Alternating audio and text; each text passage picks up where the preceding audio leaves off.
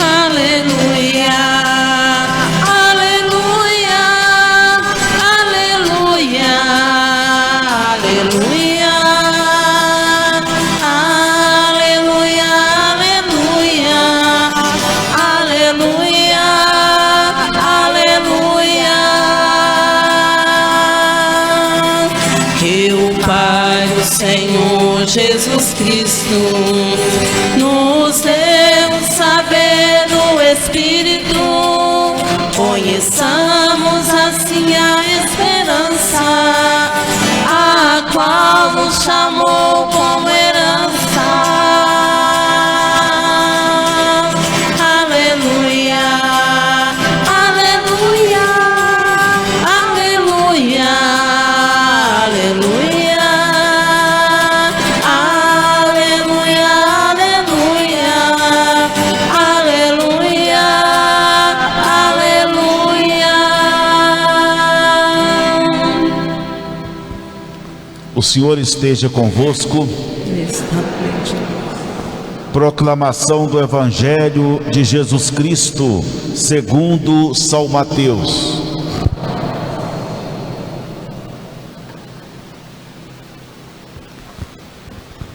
Naquele tempo, Jesus voltou a falar em parábolas aos sumos sacerdotes e aos anciãos do povo, dizendo: o reino dos céus é como a história do rei que preparou a festa de casamento do seu filho e mandou os seus empregados para chamar os convidados para a festa. Mas estes não quiseram ir. O rei mandou outros empregados, dizendo: dizei aos convidados: já preparei o banquete, os bois e os animais cevados já foram abatidos, e tudo está pronto, vinde para a festa. Mas os convidados não deram a menor atenção. Um foi para o seu campo, outro para os seus negócios, outros agarraram os empregados, bateram neles e os mataram. O rei ficou indignado e mandou suas tropas para matar aqueles assassinos e incendiar a cidade deles. Em seguida, o rei disse aos empregados: a festa de casamento está pronta, mas os convidados não foram dignos dela. Portanto, ide até as encruzilhadas dos caminhos e convidai para a festa todos os que encontrardes. Então os empregados saíram pelo caminho e reuniram todos os que encontraram, maus e bons.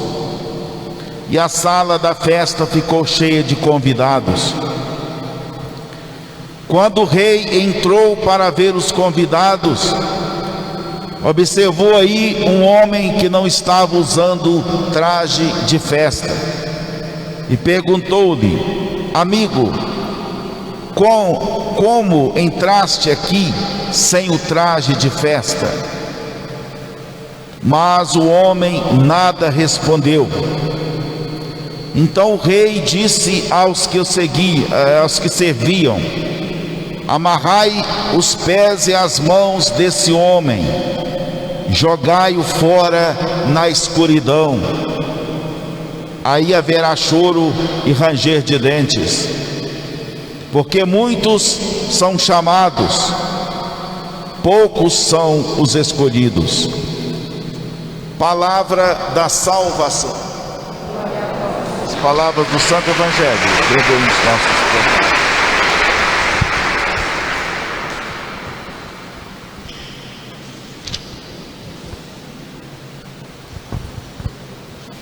Meus irmãos e irmãs, a imagem do banquete, a simbologia do banquete, ela é muito usada na Bíblia. É usada no Novo Testamento, mas veio lá do Antigo Testamento. E o Antigo Testamento, por sua vez, herdou das religiões pagãs que faziam banquetes para os seus deuses. E então o profeta Isaías, por volta do século 8º antes de Cristo, promete um banquete de Deus oferecido por Deus àquele povo de Israel, sobretudo no monte. A cidade está construída sobre o monte. Falando assim, o profeta estava se referindo a uma vida de união, uma vida de respeito, uma boa convivência, alegria, paz definitiva para o povo.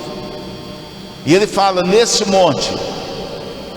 Esse monte aí tem as duas significações. Primeiro é o monte onde Jerusalém está construída. E segundo, era uma tradição judaica achar que o monte era o lugar da manifestação, do encontro com Deus. E pelo profeta Isaías, esse encontro seria como um banquete. E nós todos sabemos caracterizar a natureza de um banquete. Hoje não se oferece banquetes, mas se oferece churrascos, se oferece oportunidades das pessoas estarem juntas. E curiosamente, a comida serve ali de elemento de união entre as pessoas. Se a pessoa chega na sua casa, já a dona de casa ou alguém lá da casa está convidando para sentar à mesa. Tem uma coisinha, aí você senta aí, ó, papo rola. Então, sentar-se à mesa para a refeição significa entrar num clima de irmandade, de fraternidade, de alegria, de paz. E Jesus no Evangelho retoma o tema do banquete, mas com algumas modificações. Lembrando que o Evangelho de Mateus foi escrito nos anos 80 da era cristã, no momento de muito enfraquecimento da fé, de muito desânimo. Então, ao relatar esse episódio de Cristo falando, de Jesus falando do reino dos céus através de um banquete, Mateus estava reforçando naquela comunidade a necessidade de união, de paz entre eles. E essa mensagem, evidentemente, que serve para nós, sobretudo para esse tempo. O Papa acaba de nos chamar a atenção contra esse individualismo de pessoas para pessoa, individualismo também enquanto país, chamado nacionalismo. Muito comum isso hoje, né? Nós, os outros não. A gente vai perdendo aos poucos a característica de um povo da mesa, de uma comunidade da mesa. Não. Quando a gente chama alguém para a mesa, é o convidado, aquele que estiver ali. A gente não vai olhar nada, não vai olhar se a pessoa qual que é a raça da pessoa. A pessoa está na sua casa. Qual que é a religião dela? Nada disso entra. O convite, a alegria do banquete supera todas as diferenças, não é? Então quando Mateus coloca Jesus contando esta parábola, ela nos toca, e essa parábola nos toca muito, nos faz refletir. Deus quer preparar um banquete para nós. Deus quer preparar um povo da mesa. Deus quer que nós todos vivamos, e assim é o projeto de Jesus, que todos nós vivamos na união, como um povo todo em torno de uma gigantesca mesa, onde ali houvesse alegria, entrosamento, diálogo, entendimento, paz, justiça, fraternidade. É o sonho nosso. Foi o sonho de Isaías na primeira leitura, o sonho de Jesus, o sonho do evangelista ao narrar esse episódio. É o sonho que nós devemos ter. Como disse o Papa Francisco, é preciso revisitar o episódio do bom samaritano. O dia que nós entendermos que o outro, não importa quem, é nosso irmão, e nós somos chamados também a estarmos com eles,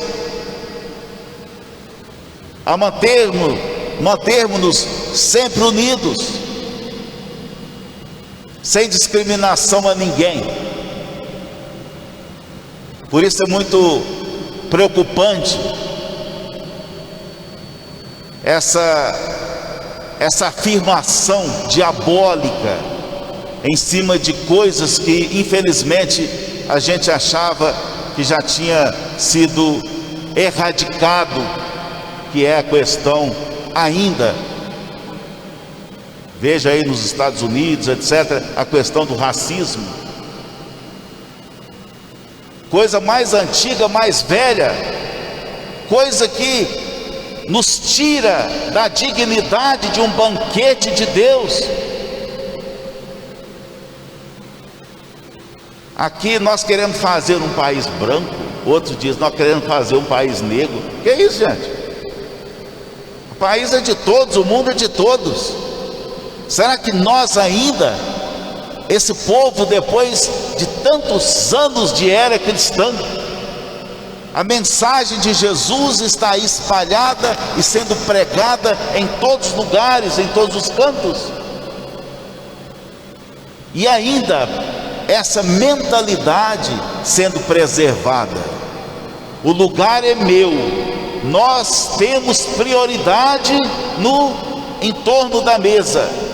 Não me sento à mesa com fulano nem com beltrano. Não aceito as diferenças,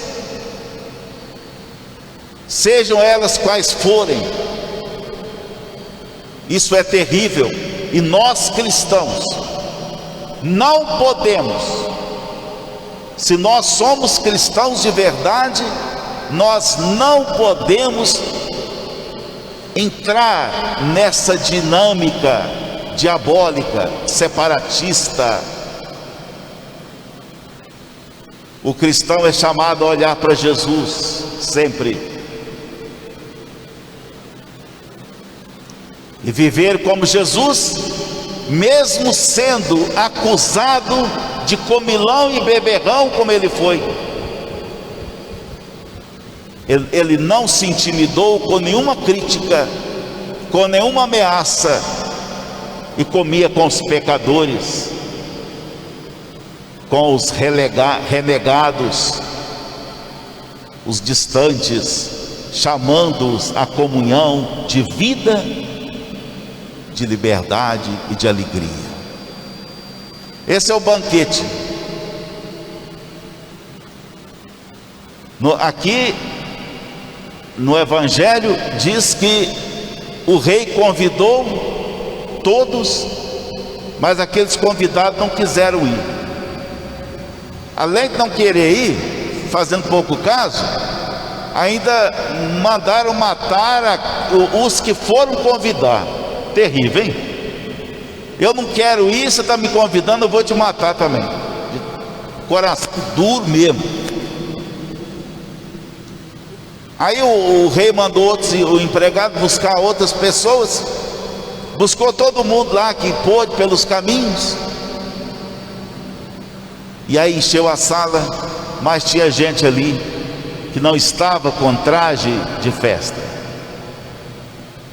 Isso é muito preocupante. Não estar com traje de festa é não estar afinado, identificado com o verdadeiro espírito de um banquete, com o verdadeiro espírito de união cristã. E eu tenho muito medo, né? E acho que cada um deve se policiar nesse sentido, da gente participar da mesa eucarística, da mesa do pão repartido, do vinho sagrado, mas participar com trajes inadequados. Por isso que eu falo sempre, padre, tá vendo? Tem gente que vem com roupa assim, não estou falando de roupa, não estou falando de roupa. Tem gente que pode estar vestidinho até no pescoço, bonitinho, até quem está celebrando, não sei, visualmente está uma maravilha, mas ali não está com traje de festa, porque pode ser que esteja celebrando a união, falando de união, lendo no folheto, também que não tem folheto, sobre união, acolhendo a proposta de Jesus de amar o próximo, mas ali está separado. Ali sabe que não é alguém que reúne, é alguém que dispersa. E quando eu sou mais pessoas, eu sou mais alguém que dispersa do que reúne, aí eu já sei que eu não estou em comunhão. Se eu não estou em comunhão, não tem como eu participar do banquete da Eucaristia. O banquete da Eucaristia revela isso. É uma proposta. Eu comungo Jesus, comungando as ideias dele, comungando o ser dele, comungando a palavra dele. E a partir daí eu crio uma consciência em mim, por Jesus, pela Eucaristia, pelo pão com o qual me alimentei, de ser alimentado com o amor, com a justiça, com a acolhida, com a unidade, com a paz. Eu quero ajudar a fazer desse mundo um banquete, onde o amor atraia todos. Quem não estiver pensando assim, está com traje impróprio para a participação de um banquete. E aí, terminando com a segunda leitura, Paulo escrevendo aos Filipenses, a cidade de Filipos, cidade grega. Cidade de Filipos era uma cidade, tinha seus problemas, claro, todo lugar tem, mas era uma cidade de povo assim muito acolhedor, de povo muito caridoso, muito comprometido com a vida, um povo que ajudou muito a igreja cristã através de Paulo, com donativos, com presença, com apoio. Quando Paulo estava na prisão, eles mandaram um rapaz lá para ficar com Paulo, para ajudá-lo na prisão. Mandava donativos também para manter a comunidade cristã, porque Paulo estava preso. E Paulo então manifesta-se através dessa carta aqui, cujo texto, um pequeno texto, é retirado. E tem tudo a ver com o que nós estamos dizendo. Paulo dizendo: olha, sei viver na miséria, sei viver na abundância. Eu aprendi o segredo de viver em toda e qualquer situação, tendo sobra ou sofrendo necessidade. Tudo posso naquele que me dá força. No entanto, fizestes bem em compartilhar as minhas dificuldades. E fala que é assim que Deus vai prover. A pessoa que vive no amor, a pessoa que está em união com Deus, na alegria, na paz, ela pode passar necessidades materiais, ela pode passar necessidade de tipo que for. Nós não estamos passando aí por essa necessidade terrível advinda aí da pandemia, mas quem disse que nós estamos fora do banquete de Deus? Não, que o banquete de Deus se dá no coração, quando eu estou cheio de amor, quando meu coração não tem divisas, e eu posso estar em relacionamento com o outro. Hoje os meios sociais aí fazem isso, nos levam a estar em verdadeiro banquete de alegria, de diálogo, de força, onde uns vão animando e fortalecendo os outros. Porque mesmo na tristeza, mesmo nas provações, a alegria do banquete é a mesma, porque o banquete nos faz estar juntos de Deus, e estar junto de Deus é tudo. Nada nos separa do amor de Deus, nada nos separa do banquete celeste. As autoridades judaicas, o povo judeu, negou Jesus. Os pagãos o aceitaram.